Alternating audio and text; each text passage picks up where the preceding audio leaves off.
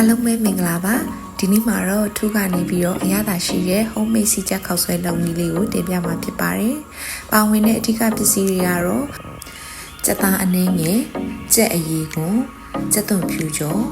ခောက်ဆွဲနဲ့ဒီကြက်သားပြုတ်လေးလုပ်ဖို့အတွက်ကြက်သွန်ဖြူဂျင်းနဲ့ကြက်သွန်မိတ်အနှင်းငယ်လိုအပ်ပါတယ်။ကြက်သားပြုတ်ဖို့အတွက်ရင်နွေးလေးကိုအရင်စုအောင်တင်ပါမယ်။ရင်နွေးစုလာတဲ့အခါမှာဂျင်းနဲ့ကြက်သွန်ဖြူလေးကိုထည့်ပြီးတော့ကြက်သားလေးကိုထည့်မှာဖြစ်ပါတယ်။ကြက်သားကိုမထည့်ခင်စားတကြားအရသာမုံများများနဲ့အရသာကဲကဲလေးလေးကိုနေထားမှာဖြစ်ပါတယ်။ထို့နောက်မှာကြက်သားအချက်ညီဖို့အတွက်တစ်ဖက်စီလှန်ပေးရပါမယ်။ကျမတို့ကကြက်ပြုတ်ရည်လေးကိုဟင်းရည်ဆက်လုံးမှာဖြစ်တဲ့အတွက်အရသာလေးဝင်အောင်ငန်းပြာရည်လေးပါတစ်စုံလောက်ထပ်ထည့်ပြီးတော့ပြုတ်ပါမယ်။ကြက်ပြုတ်ရည်ပေါ်မှာပေါ်လာတဲ့အမြုပ်ကလေးတွေကိုဇုံးလေးနဲ့ဖယ်ထုတ်ပြပါမယ်။ကြက်သားလေးတွေအတွင်းထဲထိကျသွားအောင်လို့အဖုံးအုပ်ပြီးတော့10မိနစ်လောက်ဆက်တည်ပါမယ်။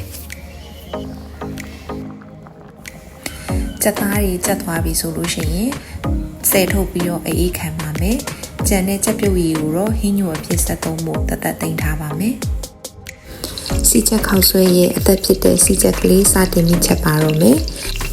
စီပူလာပြီဆိုရင်ကြက်အရည်ကွန်လေးတွေကိုထည့်ပြီးတော့ကြက်စီနံလေးမှုေးလာတဲ့အထိရအောင်မီအေးလေးနဲ့ဖြည်းဖြည်းလေးကျွတ်တဲ့အထိကြော်ပါမယ်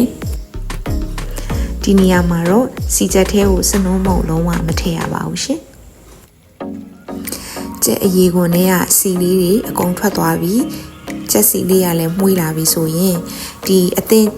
ရှိနေတဲ့ကြက်သွန်ဖြူကျော်တွေကိုထိုးစီချက်ကလေးလောင်းထည့်ရမှာဖြစ်ပါတယ်။ကြက်သွန်ဖြူကျော်လေးကဖက်ကြီးဖြစ်နေရဆိုရင်အနည်းငယ်ချေမွပြီးမှလောင်းထည့်ပေးပါ။ဒါမှသာပဲစိုင်အနက်အရသာကိုရရှိမှာဖြစ်ပါတယ်။စီချက်လေးအသင်းချက်ပြီးသွားပြီဆိုရင်ခောက်ဆွဲစတင်ပြုတ်ပါတော့မယ်။ရေစူလာပြီဆိုရင်ခောက်ဆွဲပတ်လေးတွေကိုထည့်ပြီးတော့ပြုတ်ပါမယ်။ခောက်ဆွဲပြုတ်ထားတဲ့အချိန်အတွင်းမှာစီချက်ခောက်ဆွဲတပွဲစာအတွက်စတင်ပြီးပြင်ပါတော့မယ်။ခောက်ဆွဲတပွဲစာအတွက်ပဲငယ်များ၏အကြီးဟင်းခတ်စွန်းနဲ့တဝက်တကြားလက်ဖက်စားစွန်းတစ်စုံချက်သားမုံလက်ဖက်စားစွန်းနဲ့3ပုံ2ပုံစီချက်ထမင်းစားစွန်းတစ်စုံခွဲငရုတ်ကောင်းမုံအနည်းငယ်ထည့်ပြီးတော့အစင်သစ်ပြင်ထားပေးပါမယ်။ခောက်ဆွဲပြုတ်ထားတာလေးတွေကလည်းအပြော့အမာအနီရောဖြစ်နေပြီဆိုရင်အိုရီယာနေပြီးတော့ရေစစ်ပြီးတဲ့အခါမှာခုနအသင့်ပြင်ထားတဲ့စီချက်သေးကိုထည့်ပြီးတော့တမအောင်မှွေပေးမှဖြစ်ပါတယ်။အရသာအပေါ်ငန်းညီးကြည့်ပြီးတဲ့အခါမှာစားအနေငယ်ထည့်ပြီးတော့ပြင်ပါမယ်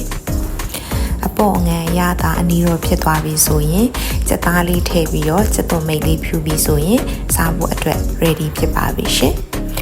ဟင်းညို့အတွက်ကတော့ခုနတီးတန့်ဖယ်ထားတဲ့ကြက်ပြုတ်လေးကိုပွပွဆူအောင်တဲ့ငရုတ်ကောင်းလေးခက်ကြက်သွန်မိတ်လေးဖြူပြီးတော့ဟင်းညို့လေးရပါပြီ။တန်ရှင်းလက်ဆက်ပြီးအာဟာရပြည့်ဝတဲ့ homemade စီချက်ခောက်ဆွဲလေးကိုလှုပ်ရှားကြည့်ကြပါအောင်ရှင်။